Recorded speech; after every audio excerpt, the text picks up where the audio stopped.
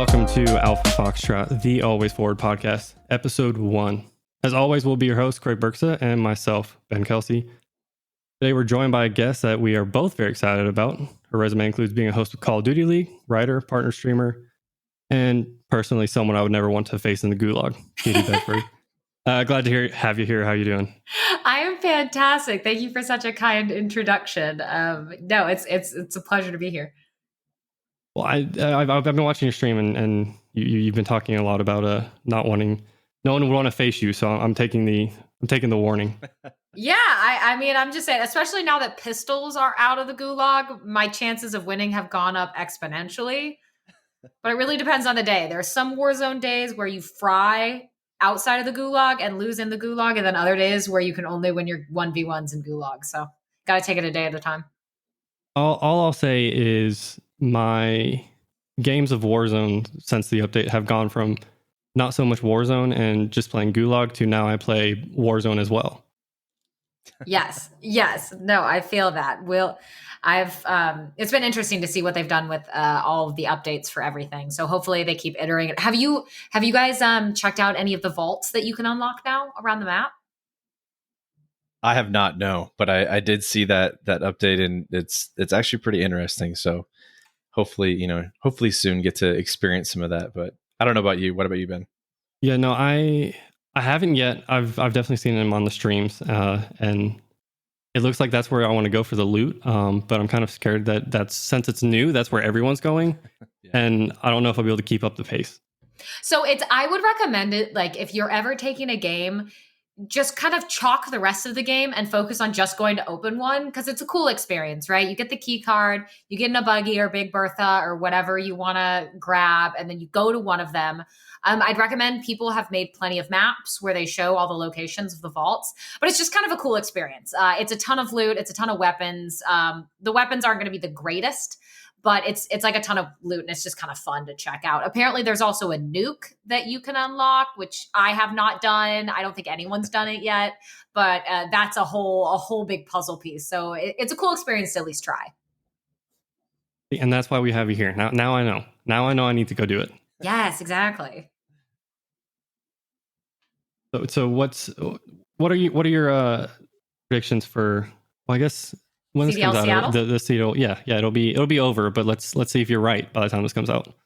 Well, let me pull up the schedule really quick again. I've been talking about it for the last few days, but so I do my watch parties for every single event. So let's see, we have Chicago, Paris, Los Angeles Gorillas, London Royal Ravens, Optic Gaming, Minnesota, New York, and Seattle. So this is an interesting event because the two best teams in the league, which are Dallas Empire and Atlanta FaZe, are not at this event, which blows it wide open for another one of these teams to potentially win. The only team of these 8 that has won a tournament has been Chicago Huntsmen, and they have won once. So it's a very exciting tournament because the likelihood that you get a new winner is very high. But you look at a few of the teams realistically. New York Subliners could take it. Optic Gaming, considering they made the grand finals in CDL Florida and looked fantastic. Minnesota Rocker, who have already had 2 grand finals appearances. Chicago, of course, who has won a tournament. I see any of those teams taking it. And even a team like Seattle. Seattle's my hometown team. I grew up in Washington State. I love them. They're my guys. It's their hometown event. So hopefully they bring the fire and can make something happen as well. I guess that answer was kind of a cop-out now that I think of it. But there's really not one team that you're like, yes, they are going to win. There's a couple teams that you could all gamble could take the whole thing. Have there been any teams that have kind of surprised you in their performance that you see that could have a good run here? Oh, absolutely. So I had mentioned Optic Gaming. They've been fairly lackluster throughout the entirety of the season, which has been surprising because you look at the lineup on that team. You have TJ and Dashi, you have Kenny, you have Chino now coming in for JCap, and you have Slasher, the captain. those are some incredibly, incredibly talented players. Those players are winners. Some of those are champs winners. They're some of the best talent in the entire league. It just seemed like they had all the puzzle pieces, but they had not put the puzzle together yet. And we saw a little bit of that finally at CDL Florida. Slasher had a phenomenal performance there. A lot of them did. Dashy looked much improved. TJ, who we know is a fantastic SMG player, but has been pretty quiet this year, stepped up his performance dramatically. So I think Optic, which has been viewed as one of the worst teams in the league, like arguably 10 through 12th, had such a good showing in Florida that I'm hoping that they can maintain that momentum and capitalize on it and make a potentially good showing here.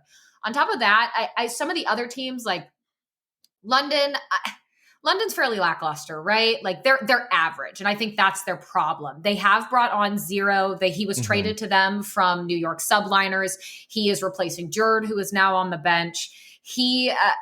London is just, they're good, but I have yet to see them be great. So I don't think you're going to see much out of them. Same with Seattle. S&D is their Achilles heel. So at the end of the day, if they end up in a game 5, it's search and destroy. And they're always going to be on the back foot. That's actually a direct quote from Octane, who is the main AR for Seattle Surge. That it's always going to be their Achilles heel. So I think of any of these teams, long story short, to answer your question, that could surprise, it'd probably be Optic. Katie, what do you think about the move, the Prestini move, joining the Huntsman? He kind of, in a way, gets to reunite with his twin brother. What are your thoughts on that? Do you think it does it give them an advantage? Does it give them a disadvantage of him playing for the first time together? Like, what are your thoughts on that? So that's a great question. So historically, Prestini and Arcides, they are twins. There's 2 sets of twins in the league. There's Scraps and Wuskin, who play together on the London Royal Ravens, and Arcides and Prestini. And Arcides and Prestini have played together for a very long time up until this season. They won back-to-back playoffs and champs last year at the end of Black Ops 4. They've always been known as the twins. So I talked with both of them over the offseason for ghost-written pieces I did for Call of Duty League called the Player Story series. And they both made it extremely clear to me that they wanted to be their own people. They wanted to be known, and that was one of the reasons why they split up, is because both Prestini and Arcides, they wanted to be known as Prestini as an individual and Arcides as an individual. They wanted to be given their own accolades, particularly for Prestini. He oftentimes lived in his brother's shadow. He usually got the brunt of the community criticism. People often said that he was riding on his brother's coattails. And it was very important for Prestini to step away from his brother and step out of his shadow and say, no, I am good too, and I can prove that on my own. And for Arcides, kind of similar. He just wanted to do his own thing. And then throughout this season, we did have the very emotional matchup in the semifinals between, at the time, the Florida Mutineers with Prestini and Chicago Huntsmen with Arcides. And Prestini beat him. And there was a very, very emotional interview with the twins on stage after that. And they were both in tears because it was just such a moment for them where you could tell that Prestini was so torn. He was so proud that he could prove he could beat his brother, but he was so upset because he knocked his brother out of the tournament. And I don't think either of them had ever experienced that before. That moment where you're proud for yourself, but you just eliminated your brother, or you were just eliminated by your brother.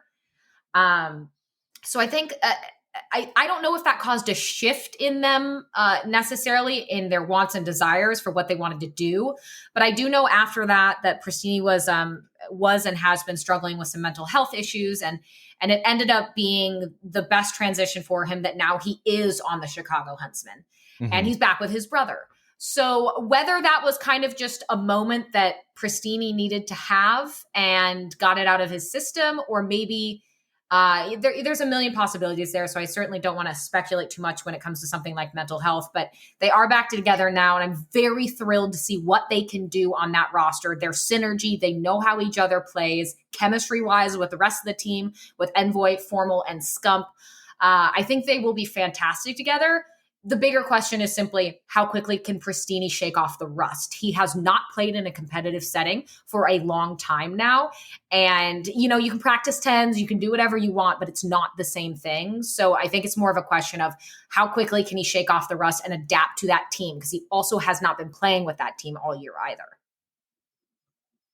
No, that's true. And it was, you know, you touched on some really, you know, some really cool things, you know, you know, the Florida Chicago matchup, you know, when they went against each other in that emotional interview, I watched it and I was actually really moved because it's, you know, with I think with any sport, whether it's, you know, esports or traditional sports, you know, whenever you have the chance to go up against, you know, a sibling, you know, there's kind of, you know, bragging rights, you know, on the line, you know, kind of like friendly bragging rights. But this was a little different, I think, just given their history together and kind of the way they've dominated, you know, the COD scene, you know, for such a period of time. So it was just, you know, it was really cool when I saw the news, you know, Pristini going to Chicago. I was excited. I was, you know, I was like, all right, cool. Even though I'm at heart, I'm a Gorillas, I'm a Gorillas fan. Hoods up. So okay, that's interesting. Wait, I have to ask. Like, so I always love asking this question because my story is easy. Seattle Surge is my hometown team. I grew up there, so that's why I love them. So why do you have an affinity for the Gorillas? So kind of the same. I'm from Southern California, and the choice, you know, when CDL was really forming, I was in kind of, you know, obviously is taking shape from Owl, right, from the Overwatch League. And so when that happened, you know, and there was 2 LA teams, I'm like, oh great, like who do I pick? Like had this huge conundrum, and I ended up going without getting off on a tangent, you know, the Valiant. And so when CDL, you know, happened and finding out where the teams were, I was like, man, 2 more LA teams I got to pick. So I was just drawn to, you know, kind of their roster, you know, with Optic's a big name. Even though given, you know, how things have played out, it's not you know, if I'm being honest, it's not the Optic of old. It was, you know, kind of this newer image of Optic.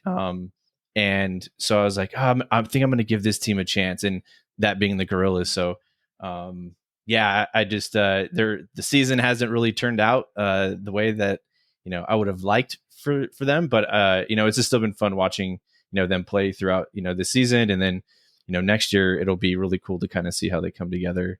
But yeah, it's kind of my story with how I, you know, chose a CDL team and stuff. But I love that. I think so. If it makes you feel any better, and I have high hopes for Gorillas because I feel like, much like we saw out of Optic in Toronto at the last tournament, where they just kind of had their moment where they figured it out and they played extremely well. I've been waiting on Gorillas to have that moment.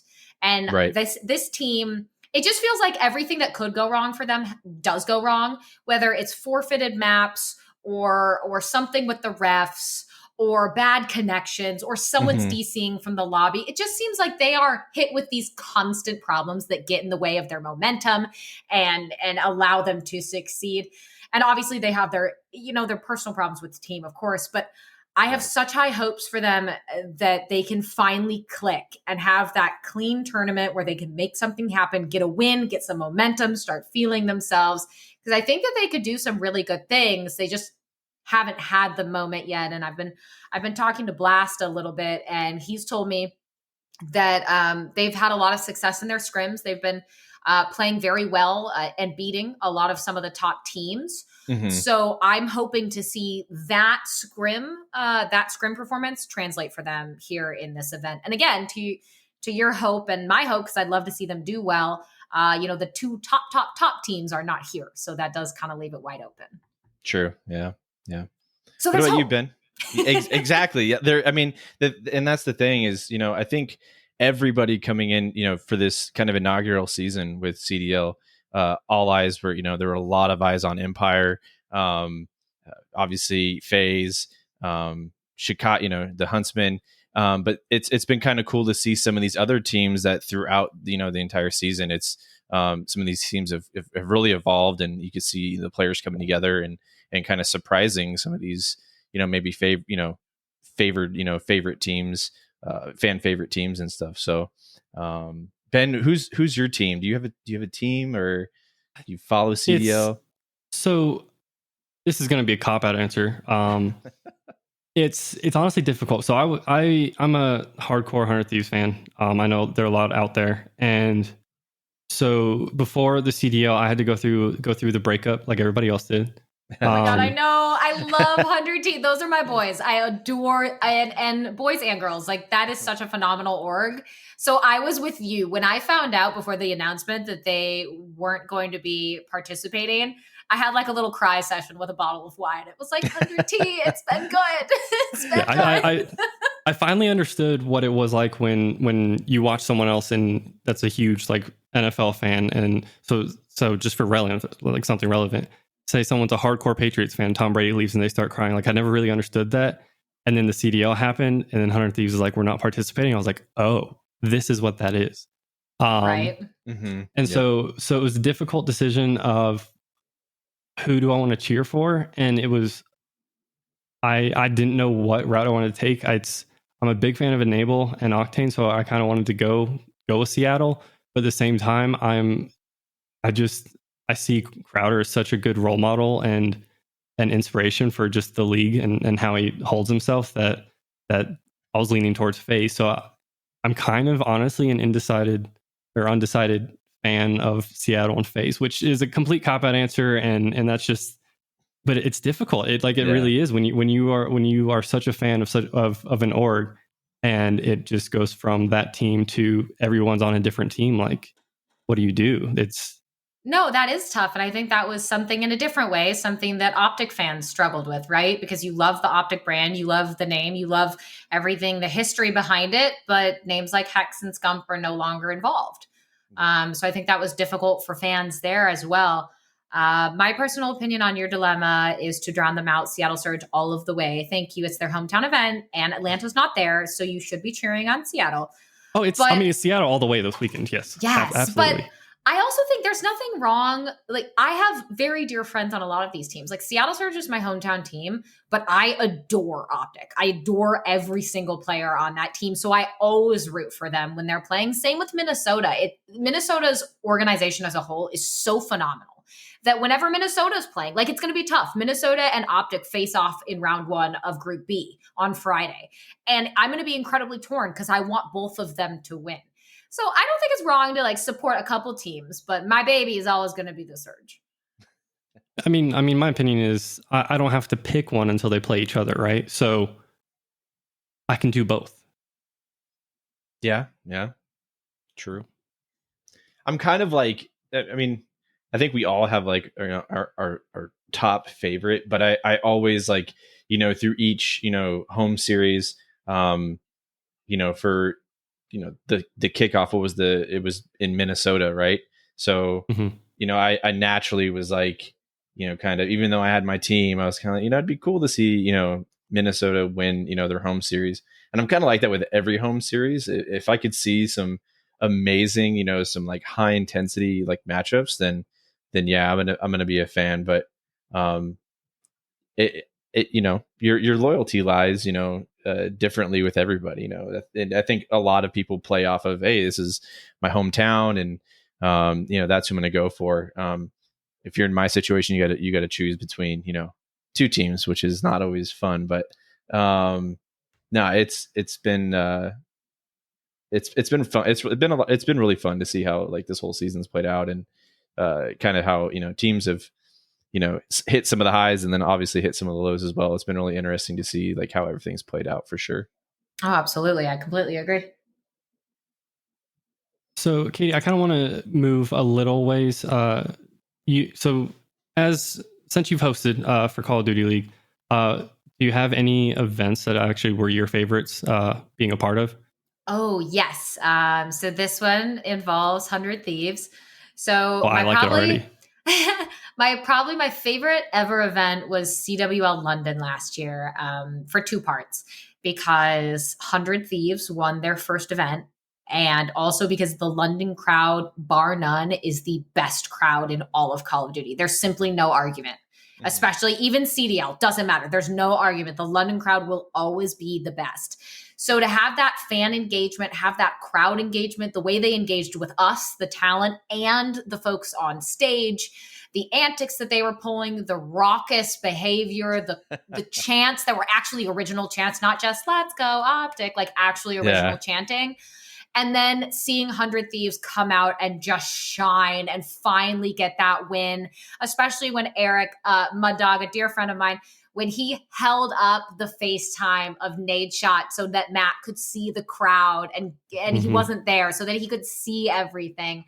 It was just such an incredibly cool moment. I tried to get production to let me wear my 100 t-shirt on the final death segment, and they said no. But I did change into it immediately after. So that was probably my favorite event.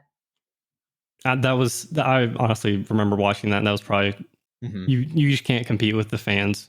The atmosphere, even as like a viewer on the stream, the atmosphere was bar none the best. Just that's just kind of like inherent for them though. Like I don't know if you've ever watched, for them it's football, right? For the football culture, absolutely. Yeah, it's like when I was younger in high school, I had the chance to go to London, and I didn't go to the game, but my memory was even like walking by one of the stadiums, and like it was we were maybe like a mile away, and you could hear it as if you were like you were there, like sitting in a seat watching the game. So to see kind of like how that like whole atmosphere was brought, if you could imagine just like a football stadium atmosphere was brought to that event, it was super electric. But it was like this like you were saying, kind of the back and forth going on between some of the fans and other engagement. It was just like, it was super fun to watch. But I was like, man, I live for this. Like I would have done anything to be in that atmosphere at that time, experiencing everything. It would have been super, super cool. Oh, 100%. And particularly with the crowd, there were two great moments where they had a beach ball, and I am now a proponent of having a beach ball at every event because the crowd loves it. And in London, they were bouncing the beach ball around, and then they started a chant because United had come up on stage, and they started a chant of "Give the ball to Clayster." And so that you saw this beach ball bounce through the crowd slowly but surely on the way to the stage. And it was so loud, the chanting, that even though Clay was sitting there behind the desk with his headphones and his headset in, he could hear them. And so then the beach ball gets thrown onto stage, and he gets up, and the whole crowd goes, "Oh," and he punted it out to the crowd, and everyone lost their minds. And like those interactions with the crowd and the players was so cool to see. And then during the grand finals, there was a moment where the desk was obviously off. We had finished our segment, and a few of us were standing with beers up on the top balcony, and the crowd turned around and was like, get down here, come into the crowd. So we ended up going down and hanging out with them and having a blast. The London crowd is just top notch. They are the best people in the whole world. I love them. What's it even like hosting an event? So I'm sure, we all just see you, I guess, doing what you do and asking the questions, talking to players and commentating, but there has to be a lot more behind the scenes that just isn't really publicly known. Oh, of course. So it's both the best and most stressful experience ever. So obviously there's a ton of side homework. I mean, you're doing homework the entire time, right? Like about the teams, about the players, any interactions that happened on social media. You're going to COD competitive subreddit, you're making sure you know everything. You're looking at the brackets, you're looking at the stats of the game mode so that you can have yourself best be informed for when you sit on the desk and direct those questions to your analysts, because their answers will directly reflect the richness of the questions you're giving them. And that was honestly a big learning process for me last year, because I came into Call of Duty not really knowing much about the esports side of it. So I had to play a lot of catch up, and I was very proud of how I progressed throughout the entire year. But there's so much. I mean, the amount of tech issues that talent deal with and that production deals with that people never know about or never see is constant. And that's just live TV, right? That's how it happens. There's going to be issues. But the amount of times that, say, I would be monologuing something and they would tell me like, okay, wrap it up. Like we're cutting 5 seconds. And so then I wrap it up and they're like, no, keep going. We have to keep going. And then you just have to keep that sentence smooth as if nothing was wrong. And then you're literally just trying to talk and you're like, I don't even know what I'm saying right now. I'm just going to black out and talk. And that happens more than you would think. And broadcast talent oftentimes joke where you just kind of go into this zone where you just talk. And you come out of it and you're like, I don't really remember what I said, but I know I was coherent. But I love it too. I think anyone who does broadcast has a pinch of narcissism because we do love to hear our own voices and see ourselves on TV. But it's such a thrill. It's worth every hiccup, every stressful moment, every long day, every 14-hour broadcast day. It's just the best thing in the world. It's so fun. So you kind of have to be like the master multitasker, right? You have to, kind of do what you've prepared to do. And then, obviously most of the time you're up there with the team, right? You're not just up there by yourself. So you have to kind of, play off of your teammates that are up there with you and stuff. Has there been anything, I know you said like there've been times where you kind of just like zone out. Has there ever been a time where like you've completely zoned out and you're just like, you kind of make that flub and then you're like, oh man, I have to rebound. Like, how do I rebound? Has that ever gotten you like super flustered to the point where you kind of just shut down, or like how or if you even haven't, like, how would you have any suggestions to somebody that like maybe trying to get their feet wet in the industry in regards to this, this certain, position or job, how they can kind of rebound from that or to shake it off? So silence is not a bad thing, is my best advice. People who aren't particularly comfortable on air tend to try and fill all silence, and you end up word vomiting. It's not the most attractive phrase, but you just start talking and just repeating yourself, and you're saying nothing. And the reason people do that is because they are afraid that silence is so profound. So usually when I refer to kind of those moments where I'm monologuing, it's when I'm closing out a show or opening a show and I have to carry something on my own. Mm-hmm. When I'm engaging with the analysts on the desk, there's usually a much better banter and rapport there. But there have certainly been moments where someone kind of just doesn't really answer my question, or it's rather abrupt, or I suddenly blank and don't have a follow-up, where there's a moment where you just have to wait, and it can be half a second, it can be a second. You collect yourself, think, and then go from there. And that silence might feel like it's 10 years long, but the broadcast, the viewers cannot see it and they cannot tell. The folks behind the scenes and the people on the desk can definitely tell, but no one else can, right? So I think in situations like that, and I'm sure this is something you guys are very familiar with, but in a stressful situation, the best thing you can do is stay calm and just take that moment to collect yourself and then proceed forward. So I guess don't be too scared of silence, because, it's not as noticeable as you'd think.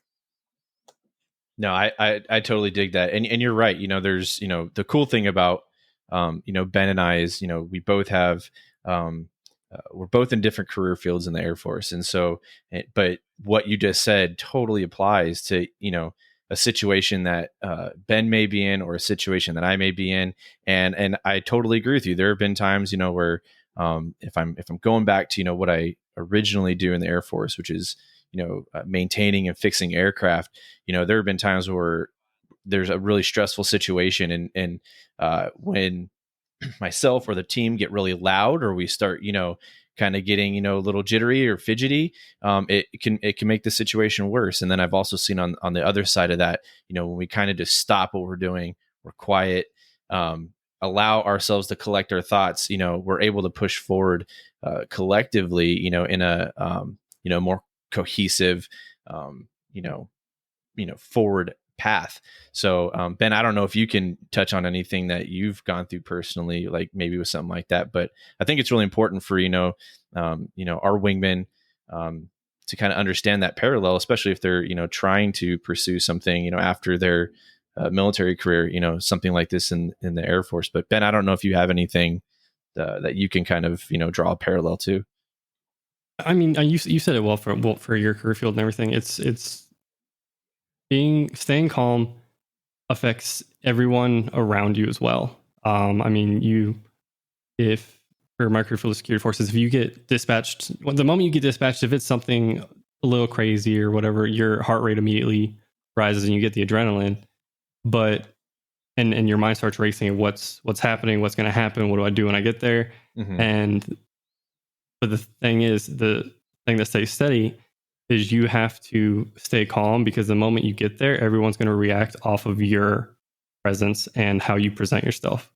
So as long as you're keeping yourself stress-free, you'll be, I mean, not stress-free, but if you stay calm, everyone else will mellow down to your level generally. Yeah, right. I would assume it's like there would be even moments where our producer last year was, I don't want to say a prodigy, because I feel like that's not a word used often, but I guess it's most fitting for him.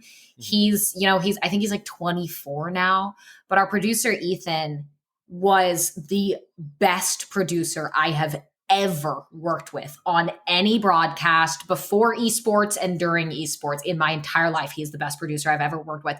The house could be burning down. There could be meteors raining down upon you and zombies outside, and you would have no idea, because he is the most calm, collected, multitasking genius I've ever met. And there would be moments where we would be on the desk and we didn't know what's happening, and we're really stressed and we're fidgety and we're trying to figure out what the heck's going on. And Ethan would come into our ears with the most casual voice and be like, "Hey guys, just want to let you know you're doing great. We're going to need about 2 more minutes of fill time. Keep it up. You guys are awesome." But everything's burning down around us. and when he would tell us that, we're like, "Oh, Ethan's calm. If Ethan's calm, then we're fine." And it really had a profound effect on us. And so I adore Ethan. We're still very good friends now. But yeah, it always is that one person. If you have that person who can be like that authority point that's calm, then you're like, okay, it's fine. Yeah. That's it. And I think you nail that word. I think, prodigy, because some people are just they're born and they're hardwired to be that person to, maybe one person, but maybe to 100 people as well.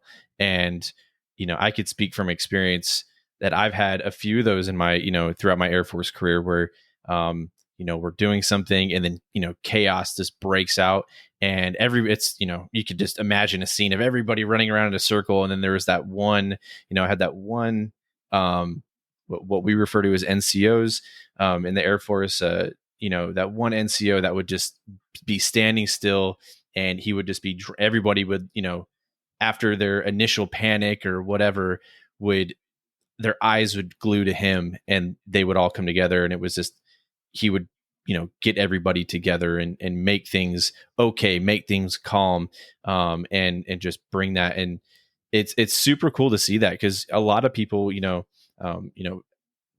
part of what this podcast is about is drawing the parallel between, one industry, obviously the esports industry, and, military, active duty military, or veterans and their experiences, and seeing, the parallel between, hey, chaos does happen, over here just as much as it does over here.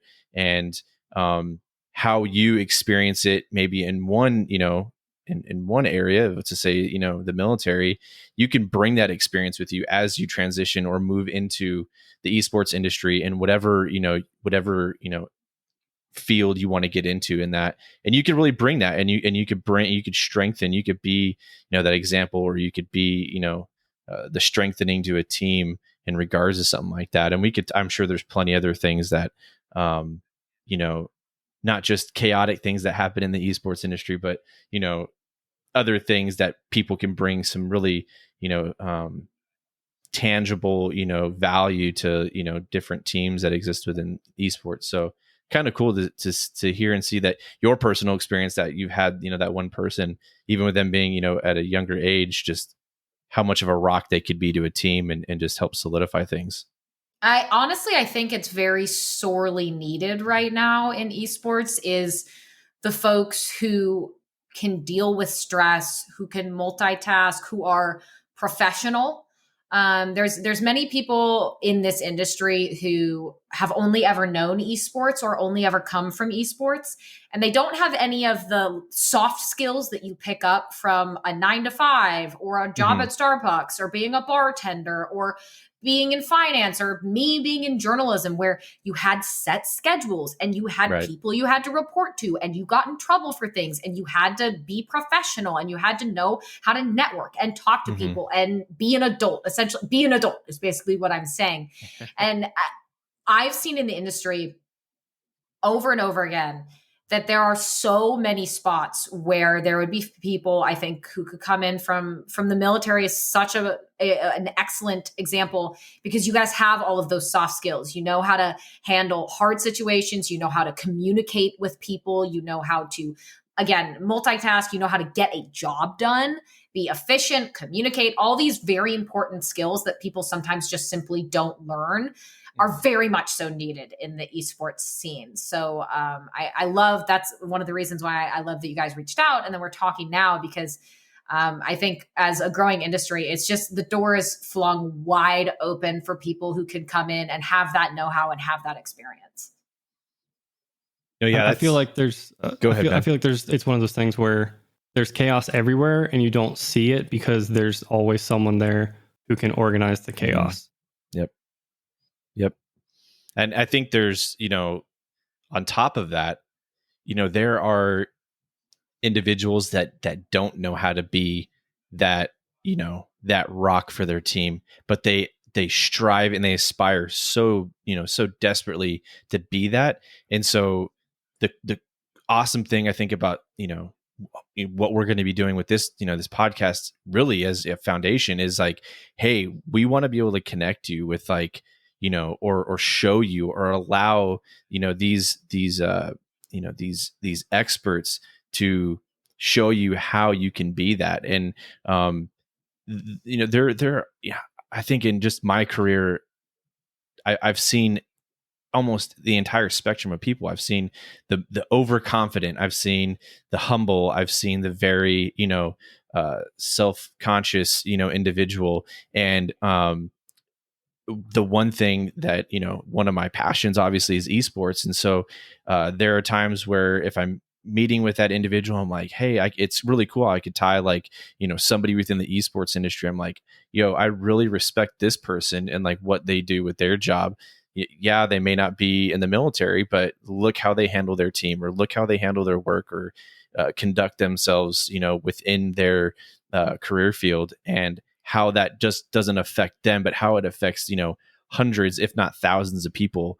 And, I think, Katie, some of the advice that you've even, given in the short amount of time so far, I think can make a profound impact on, thousands of airmen, and just kind of, knowing where to start or how to approach certain things, Yeah. And on top of that, I would love to just address very quickly that when people see esports, what is the first thing they think of? They think of pro esports players. They think of the broadcast talent. They see the people who are front end, and they think that that's all there is within this industry. Well, the nice thing about esports is that it's like any other industry and needs a vast majority of people with vast majority of skill sets, even if you don't necessarily have a deep passion for video games.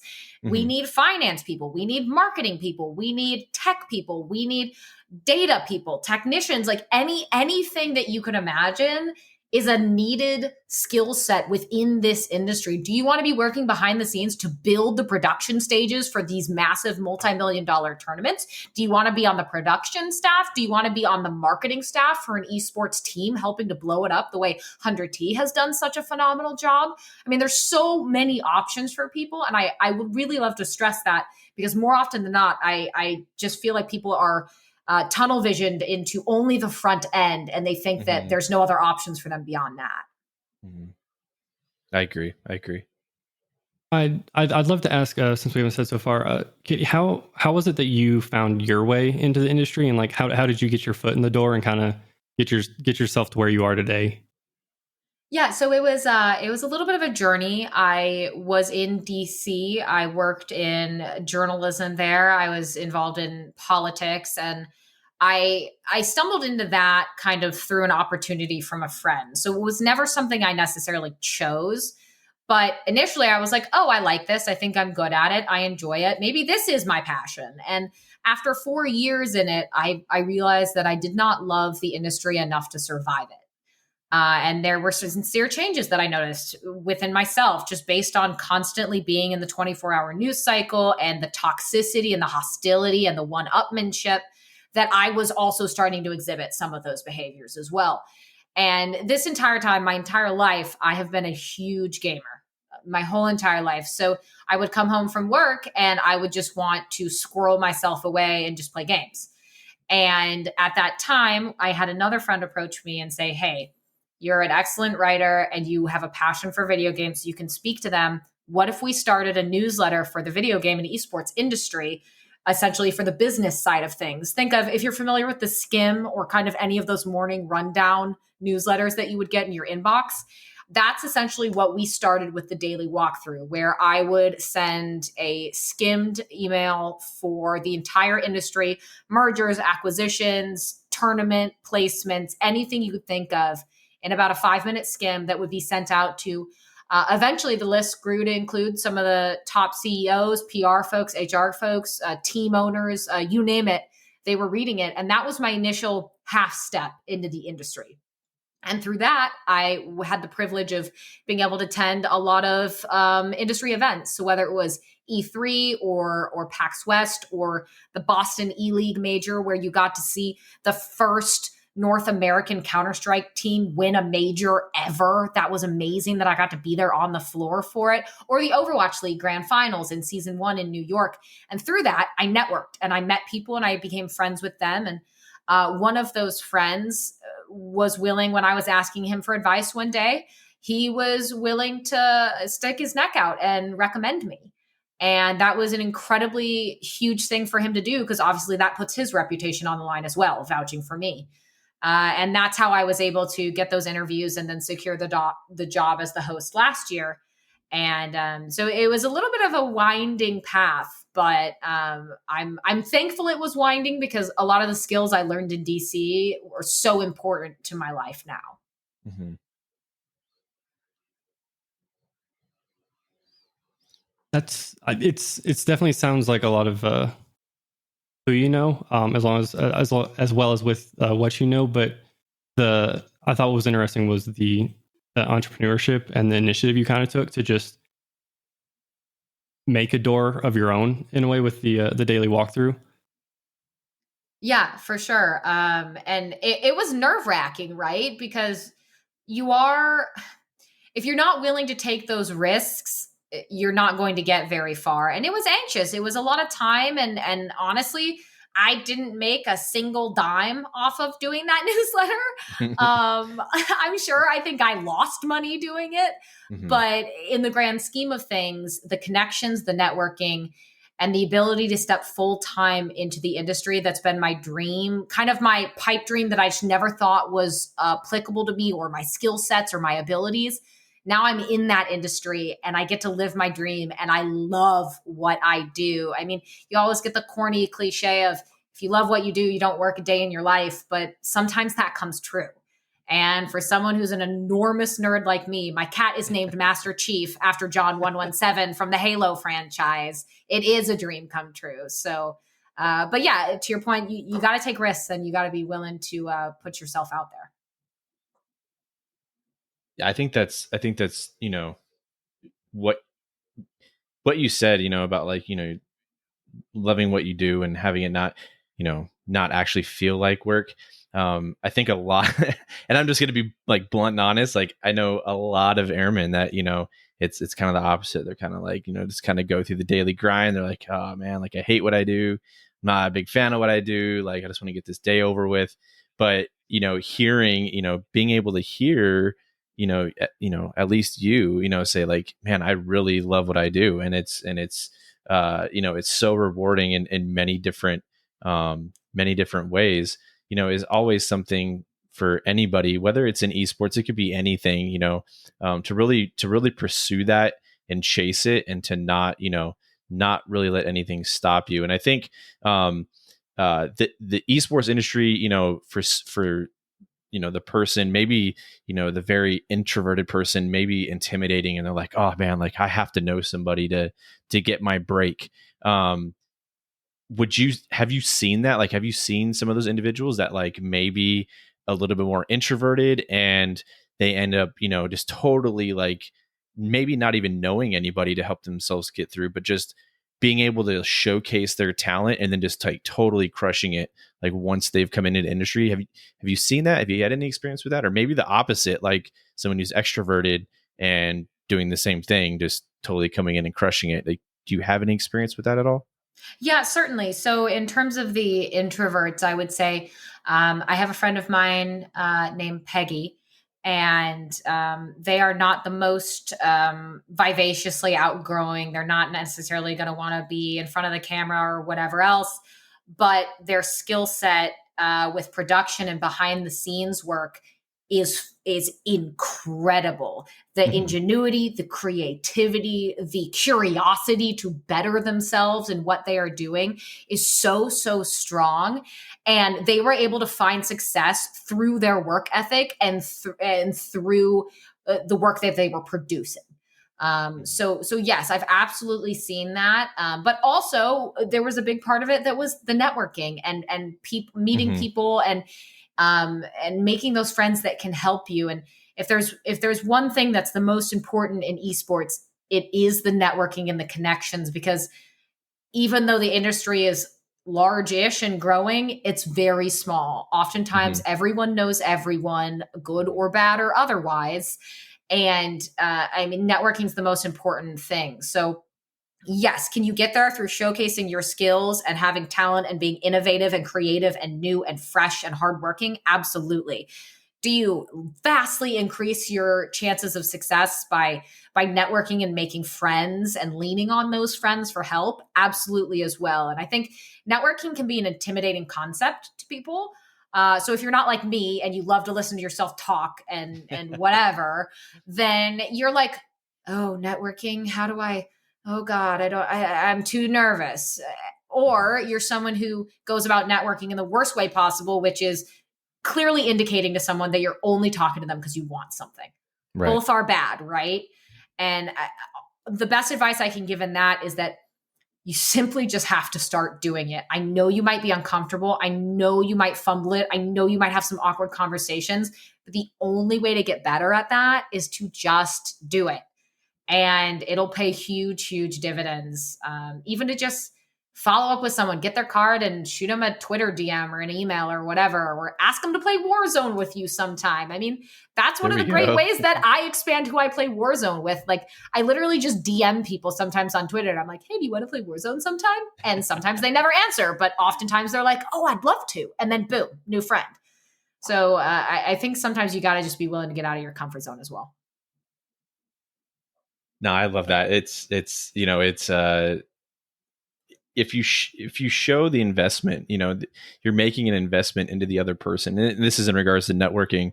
Maybe some of my experience, within the industry and networking. You have to be able to, display or communicate that you're invested into, who the other person is and what they do. And I think you absolutely nailed it. If you come off as, this is all about me, I'm talking to you because I want to kind of create some, quid pro quo, or I want to be the only, the sole benefactor, out of this, relationship or friendship, it's going to die. But if you have that, hey, I want to invest in like what you're doing. I want to know, that, your, the strengths, and hey, is there any way to, kind of help me with that? Let's team up and do this, whether it's through playing, some Warzone or whatever it is, kind of carrying that on and not just having it fizzle the minute that you feel like you've acquired what you wanted to, but really, carrying on with it and investing into that, whether it's at one individual or, multiple individuals. I think it's super important. But Ben, I think I cut you off. What did you have to say? I mean, you're good. I was honestly, along with the networking, I kind of wanted to just see as a woman in a what would appear to be a very male dominated industry, just what would you say to any woman out there who's kind of wanting to get into something and kind of seeing it as a scary, just male dominated industry that they don't think they have a chance to, or what to expect, and just any your stories, because I don't want to speak for it. It's nothing I have experience with, so I don't want to speak for it, but I'd love to see your point of view and what you have to say for any woman out there who wants to be in the industry. Yeah. So esports has been around for a long time, but it's really been blowing up in the last few years. So you could call it kind of a burgeoning industry. But what does that mean? That means that it's the wild, wild west. And so on the bright side, it's very hungry for women to enter into esports. We need your skill sets. We need your unique perspective on things. We need your talents. And so there's a wealth of opportunity there for women. On the downside of the wild, wild west, the structures and the safety nets and the protections that you may have in a more formalized older industry, like say cable news, despite I'll touch on the Me Too thing in a second, but something like that is not present in esports right now. And that can lead to prickly situations. And so that was a risk that I took and I'm okay with. But I think it's something you need to go into understanding that a lot of the norms, protections, and standards of something like, I don't know, even finance or business or whatever, just simply are not there yet in esports because it's growing. It has not built those foundations. It's building them, but they're not done, and the house is certainly not built either. And I don't mean that to sound all doom and gloom. I just want to make it very clear that you will encounter some tough moments in this industry. You will encounter things that will maybe surprise you, but you are also being given a once in a lifetime opportunity to jump into how often in your life have you heard, oh, it's a brand new industry? Like you almost never hear that, right? Like maybe a new company, but not an industry. And that means that they need people. There's not a lot of established women yet. That's so wide open. And that's, for me, I'm like, the more the merrier. I would love to see more women involved because yes, it is male dominated, but I think that there's absolutely room, and I would love to see women pour into this industry. So that's the upside of it. And to me, I think that the benefits vastly outweigh the negatives. And I think the negatives will continue to decrease as this industry grows. So, and the best way to make that happen too, is to get more women involved. But I think it's ripe for, if you want to go somewhere and come in kind of near the ground level and just help build it into something kick-ass, then we need women in every regard, whether you're front end like me in front of the camera, whether you're behind the camera, whether you're doing production or finance again, or marketing, or any of the other things I said. We need people, and especially people with skill sets and folks like military folks who have a solid head on their shoulder and know how to show up to a meeting on time, which, let me tell you, people are very bad at that in esports. No one seems to understand the if you're on time, you're late, so get there early mantra. So I'm trying to instill it slowly but surely. I will push this rock up this hill. Personal pet peeve of mine. I understand that. So great. We need people like you, exactly, to just instill that into others.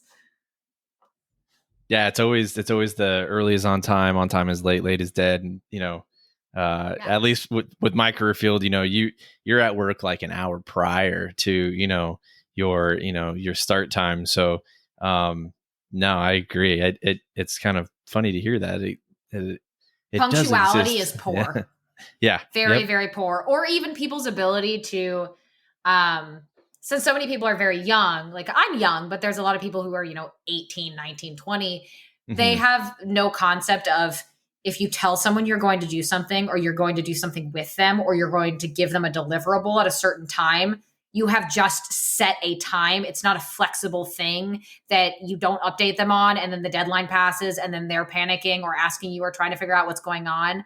And you were just like, oh yeah, something came up. Like, no, that's not how that works. And I, all over esports, this is, it's seriously, it's the hill that I'm going to die on, because I get in arguments with people a lot when I'm like, okay, you told me we're doing this thing at this time on this day, and it's an hour past then, and you're like, oh, I'm sorry, I forgot. Well, that doesn't cut it.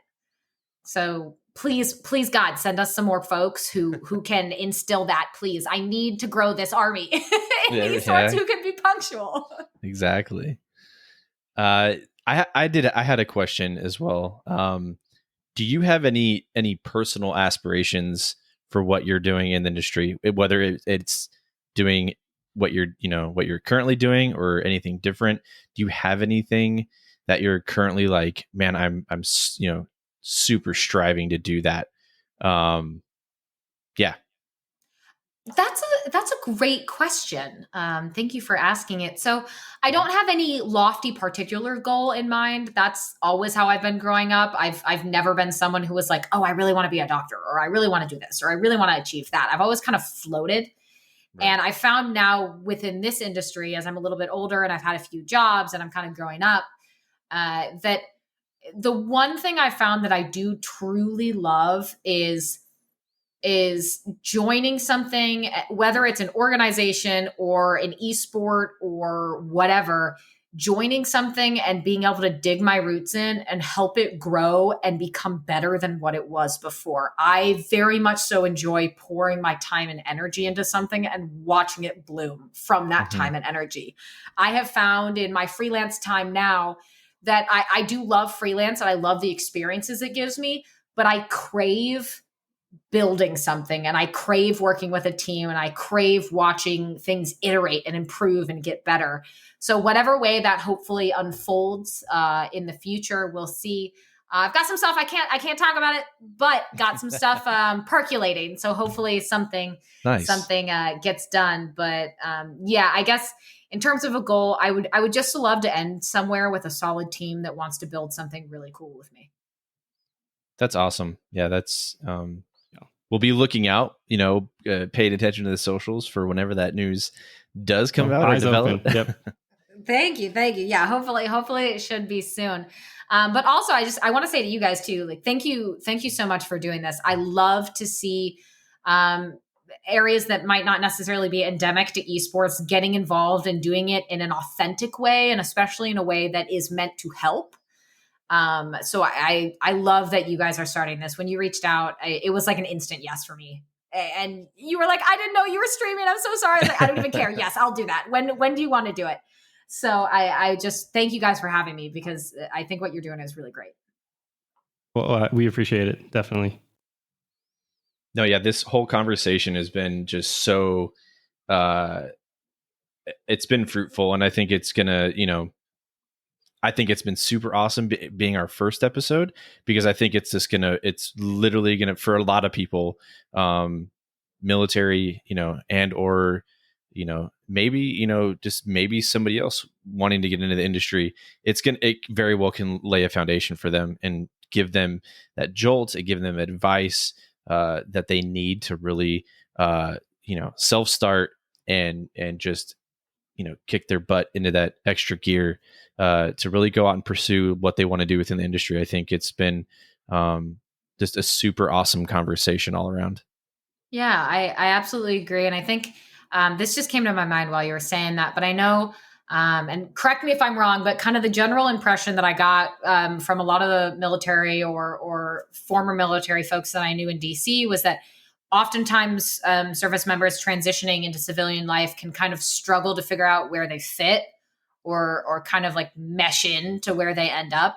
And that's one of the super cool things about esports and the video game industry, not just esports, but the whole video game industry, is that it attracts and accepts everyone from any walk of life with any personality or any mindset or any demographic, race, religion, whatever you want to say.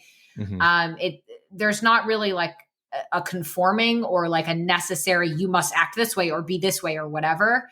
And I think that's so great because it's not as intimidating, right? esports loves authenticity more than anything else. So if you come in and you are just who you are, people will want that. They won't want you to be something you think you should be. They just want you to be you. And then you can figure out where you fit best within that world. That's special. I could just speak from my own personal experience.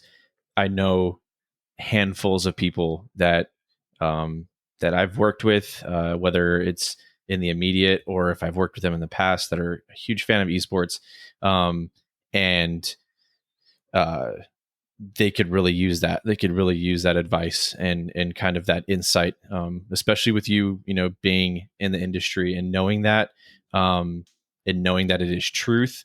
I think that I think you could speak directly to, you know, hundreds, if not thousands of people for sure. I love that. I love anything I can do to help. Happy to. Well, with time coming to a close, I'd love to make sure everyone knows. Make sure to go follow Katie on Twitter and Instagram. Correct me if I'm wrong. It's at Worlds Bedford, and then on Twitch, streaming under Katie Bedford. Yes, sir. That is correct. Alrighty. And is there any other parting advice you'd like to give, or just anything that come to mind that you'd like to say, or any role models that other people could go look at too as well? Yeah, I mean, there's a wealth of folks in the industry who are just top notch. Esports Engine is a great example. It's kind of the new company that has spawned from the folks who originally started MLG, Major League Gaming. That is one of just the most quality organizations and companies in the esports scene. Ethan, my producer that I mentioned, has moved on to work with them now. There's so many really incredible folks out there that I think would be happy to take the time to lean in and probably come on this podcast and talk with you guys. But all I can say is that the door is open. We want you. We would love for you to be involved, and the more the merrier. So don't hesitate to reach out to me. I would be perfectly open for that. My DMs are open on Twitter, so throw me a line if you want to. But we would love to have you, and by you I mean everyone and anyone who's listening to this podcast. It'd be our pleasure, and I think our benefit as an industry to see you become a part of it. Well, thanks so much for coming on. Time flew by. It's been a pleasure. I know Craig got a lot of information out of it. It's been wonderful for me. It's been a great time. Likewise. Yeah, guys, this has been great. Thank you for having me. No, absolutely. Thanks for coming on. Just want to say thanks. And for everybody, just know this is Alpha Foxtrot, the Always Forward podcast, and we'll see you next episode.